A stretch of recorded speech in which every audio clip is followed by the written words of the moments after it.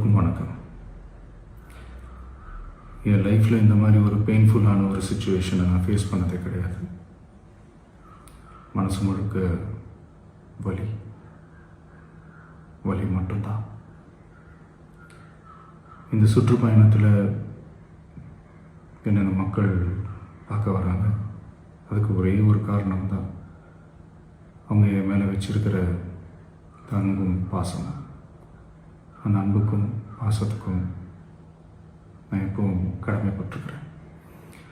அதனால தான் இந்த சுற்றுப்பயணத்தில் மற்ற எல்லா விஷயங்களையும் தாண்டி மக்களுடைய சேஃப்டி, அதில் எந்த காம்ப்ரமைஸும் பண்ணிடக்கூடாதுன்றதுக்காக தான் அது என் மனசில் ரொம்ப ஆழமாக இருக்கும் அந்த எண்ணம். அதனால தான் இந்த அரசியல் காரணங்கள் எல்லாத்தையும் தவிர்த்துட்டு ஒதுக்கி வச்சுட்டு மக்களுடைய சேஃப்டி மட்டும் மைண்டில் வச்சுக்கிட்டு அதுக்கான இடங்களை சூஸ் பண்ணுறது, அதுக்கான இடங்களை பார்த்து பர்மிஷன் கேட்குறது, போலீஸ் டிபார்ட்மெண்ட்டில் அதை ரிக்வெஸ்ட் பண்ணி கேட்போம். ஆனால் நடக்கக்கூடாதது நடந்துருச்சு. நானும் மனுஷன் தானே. அந்த நேரத்தில் அத்தனை பேர் பாதிக்கப்பட்டு இருக்கும்போது எப்படி அந்த ஊரை விட்டுட்டு என்னால் கிளம்பி வர முடியும்?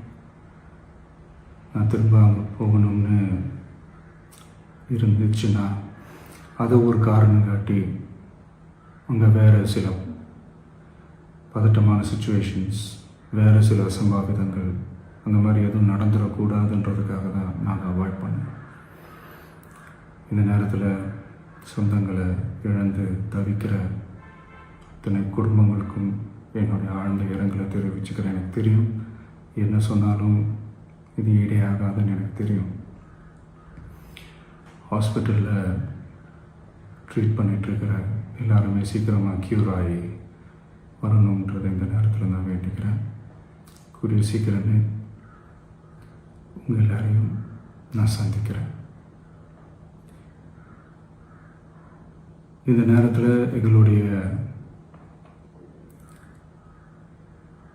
வலிகளை, எங்களுடைய நிலைமையை புரிஞ்சுக்கிட்டு எங்களுக்காக பேசின அரசியல் கட்சிகளை சார்ந்த நண்பர்கள், தலைவர்கள் அனைவருக்கும் என்னுடைய நன்றியை தெரிவிச்சுக்கிறேன். கிட்டத்தட்ட ஒரு 5 மாவட்டத்துக்கு பிரச்சாரத்துக்கு போனோம்.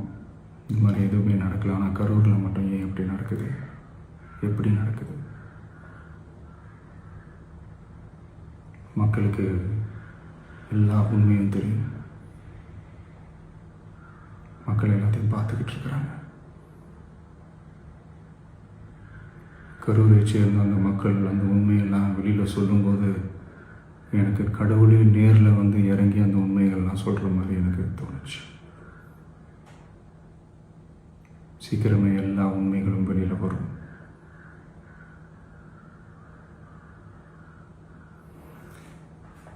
எங்களுக்கு தரப்பட்ட இடத்துல நாங்கள் போய் அந்த ஸ்பாட்டில் நின்று நாங்கள் பேசிட்டு வந்தோம். அதை தாண்டி எந்த தவறும் எங்கள் சைடில் நாங்கள் எதுவுமே செய்யலை. பட் இருந்தாலும் எங்கள் கட்சியை சேர்ந்த நிர்வாகிகள், தோழர்கள் மேலே எஃப்ஐஆர், அது மட்டும் இல்லை சோஷியல் மீடியாவை சேர்ந்த நண்பர்கள், தோழர்கள் அவங்க மேலே எஃப்ஐஆர்லாம் போட்டு இப்போ பிடிச்சிக்கிட்டு இருக்கிறாங்க.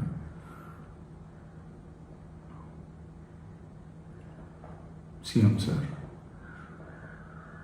உங்களுக்கு ஏதாவது இந்த பழி வாங்கணும் அப்படின்ற எண்ணம் ஏதாவது இருந்துச்சுன்னா என்ன வேணாலும் பண்ணுங்க.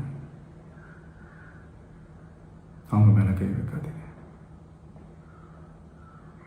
நான் ஒன்று வீட்டில் இருப்பேன், இல்லை நான் ஆஃபீஸில் இருப்பேன். என்ன வேணாலும் செய்யுங்க.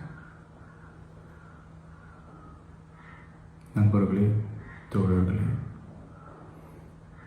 நம்மளோட அரசியல் பயணம் இன்னும் ஸ்ட்ராங்காக, இன்னும் தைரியத்தோட கண்டினியூ ஆகும்.